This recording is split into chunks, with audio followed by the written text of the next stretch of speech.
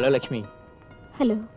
ఎప్పుడు వచ్చినా డాక్టర్ గారు చూస్తారని వెళ్ళిపోమన్న దానివి ఈ రోజు నువ్వే ఫోన్ చేసి డైరెక్ట్ గా హాస్పిటల్కి రమ్మన్నావు అంటే ఏమిటో విశేషం? వద్దు. ఏమిటి మరి కొత్త పరిచయంలా దూరం నెట్టేస్తున్నావు? నీకు దగ్గరైనందుకు నాకు శిక్ష పడింది. అంటే నేను గర్భవతిని.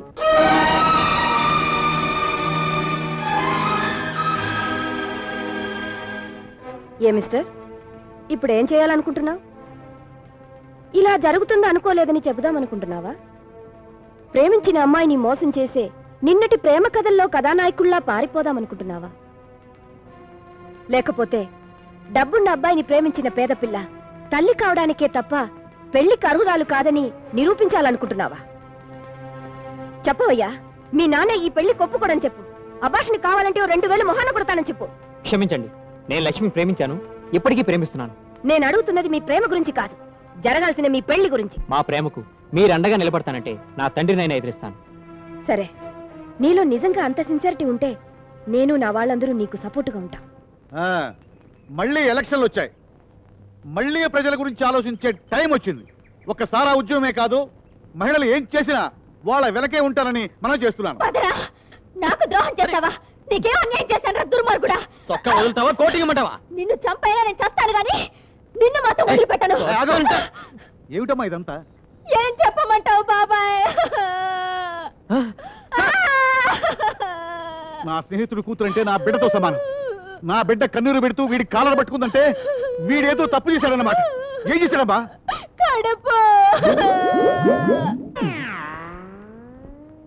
పెళ్లి చేసుకుంటానని చేతిలో చెయ్యేసి పక్కలో పూలేసి. నేనేదో రేప్ చేస్తే కడుపనేట్టు బిల్డప్ ఇస్తున్నావేంటి? సార్, నువ్వు 6 అడుగులు ఉన్నావు పొగిడిందండి. నువ్వు సూపర్ గా ఉన్నావు, నేను గ్యాస్ కొట్టానండి. ఐ లవ్ యూ అందండి. అటైతే రా అన్నానండి, వచ్చిందండి, వచ్చేసిందండి. ఇందులో నా తప్పేంటండి? తప్పునరా? ప్రేమించిన ఆడదాన్ని అడగకుండా వచ్చిన పార్టీ టికెట్లు ఆదరించాల్సింది పోయి చల్లని ఓట్ల విసిరి పారేస్తావా? మర్యాదగా ఈ అమాయకుల మెడలో తాళికట్టు. కట్టకపోతే ఏం చేస్తావు? ఓటర్ లిస్ట్ లోంచి నీ పేరు కొట్టేయించి నేరస్తుడిగా కోర్టుకు ఎక్కించి ఉరేయిస్తా. ఇదే తప్పు నీ కొడుకు చేసిన ఇదే మాటంటావా? పిచ్చివాడ, ఇదే తప్పు నా కొడుకు చేసుంటే ఆ ఆడకూతురు నా బిడ్డలు ఆదరించి ఎదురుగట్టు ఇచ్చి పెళ్లి చేసేవాడు. ఆ మాట మీద నిలబడేవాడివైతే ఈ పిల్లకి న్యాయం చెయ్యి. నిజంగా కడుపైంది నాకు కాదు, ఈ పిల్లకి. కడుపు చేసింది ఎవరో కాదు, మీ పుత్రరత్నం కుమార్. ఏదో కారా 10th క్లాస్ 7 సార్లు తెప్పాడయ్యా. అయినా 70 లక్షల కట్టంతో పెళ్లి సంబంధం కుదిరిస్తే ఆసుపత్రిలో నడుచు కమిట్ అయిపోయాడయ్యా వీడు. ఏం బాబు, ప్రేమించావా? ప్రేమ ఏకముక్క, ఏదో ఒక ఒళ్ళు బలిసే. లైఫ్ లో ఫస్ట్ టైం పరిచయమైన ఆడదాన్ని ఏ మగాడు మర్చిపోలేడయ్యా.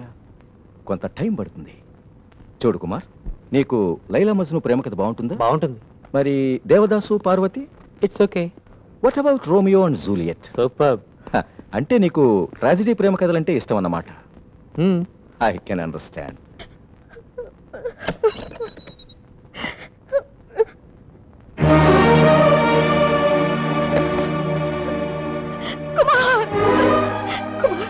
మీ నాన్నగారు మన పెళ్లికి ఒప్పుకున్నారా? పిరికి వాడికి ప్రేమించే హక్కు లేదు లక్ష్మి. ఇప్పుడేం చేద్దాం అనుకుంటున్నావు? లక్ష్మి, లక్ష్మి,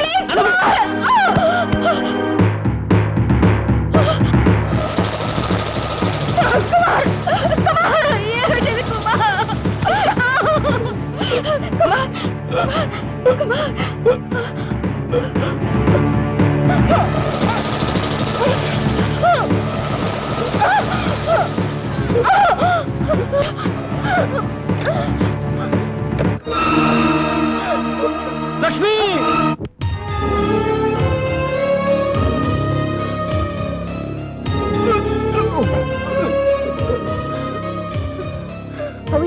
పల్స్ చాలా వీక్ గా ఉంది డాక్టర్. సలైన ఆక్సిజన్ ఏర్పాటు చేయండి. Okay doctor.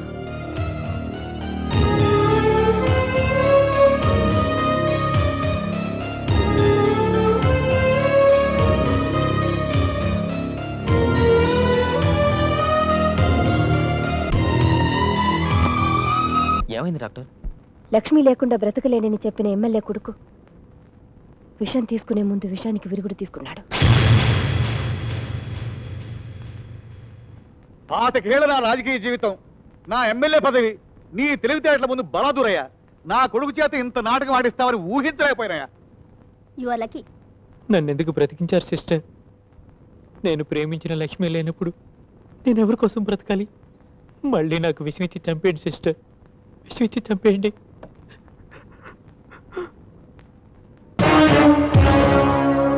లక్ష్మి లేకుండా నువ్వు బతకలేవని తెలుసురా. అందుకే నిన్ను పాయిజన్ తో చంపి స్వర్గంలో ఉన్న లక్ష్మి దగ్గరికి పంపిస్తాను. అక్కడ మీరిద్దరూ హాయిగా ఉండొచ్చు.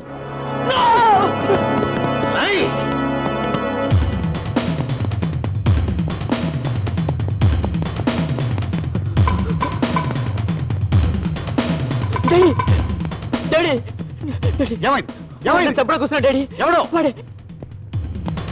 ఆగో.